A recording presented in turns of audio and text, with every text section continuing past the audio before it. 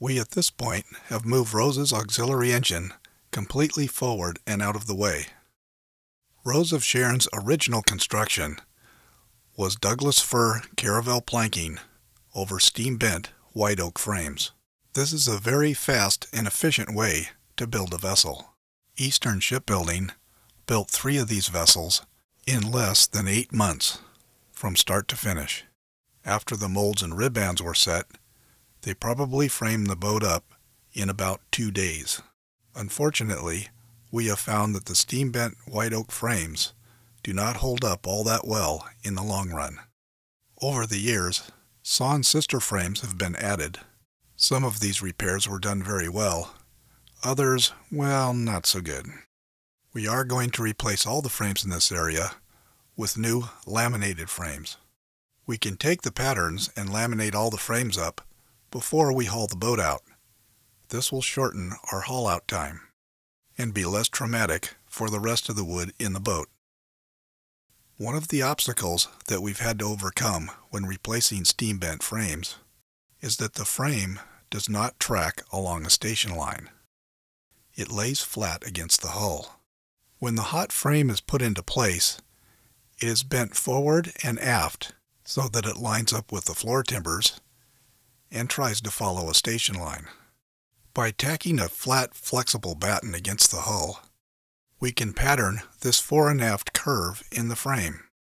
We will now know how much wider we need to make our laminates so that we can saw that curve into the new frame.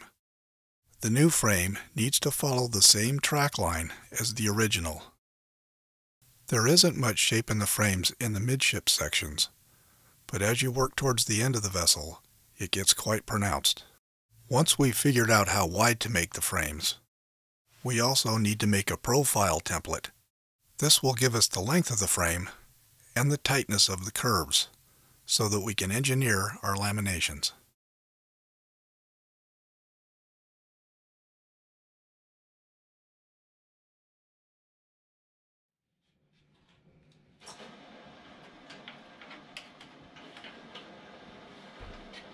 There are a lot of considerations to make when laminating frames. What wood you use determines what glue you should use. For these frames, we're going to use Conpur, a tropical hardwood. For the tropical hardwoods, I use a pre-thickened structural epoxy. The epoxies stick very well to these woods, even if they have a high resin content. They also stabilize and control the wood, even if it gets water-soaked. The lumber you select for your laminations is very important. The lumber should be good quality heartwood, straight grain, and clear, free of knots. It should also be well seasoned and fully dry, with no more than a 20% moisture content. And it is best if the laminating battens are flat grained after milling. Now, how many laminates should you use? I have found that there should be a minimum of 5 laminates. This way there won't be any spring back when you take it out of the clamp and the part will hold its shape.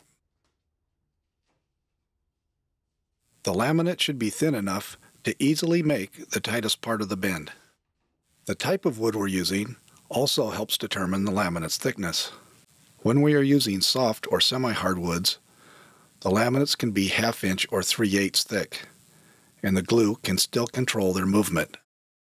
When we are laminating with hardwoods, however, the laminate should not be over 1/4 inch thick. If they are too thick, over time, the natural movement of the wood can overpower the glue, and you may have delamination. The next factor that will determine laminate thickness is how to get the best yield out of your available lumber.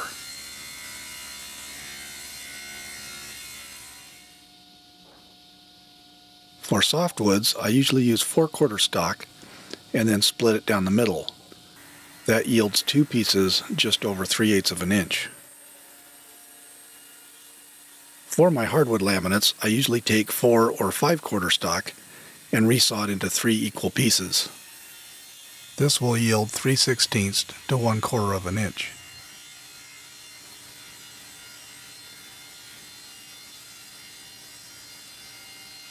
Once we've resawed the laminates, we then run them all through the sander. If the lamination is a structural member, a deck beam or a frame, we sand it with 60 grit. If the lamination is going to be varnished, we sand it with 120 grit. If our laminations all need to come out to an exact dimension, we can sand the battens until the sum of a group of laminations equals the dimension we desire. This way, all our laminations will be exactly the same. A well-engineered lamination is much more stable and a lot stronger than any other way of constructing a curve out of wood. The Rose of Sharon Syndicate is still underfunded for this project, so if you would like to help, it would be greatly appreciated.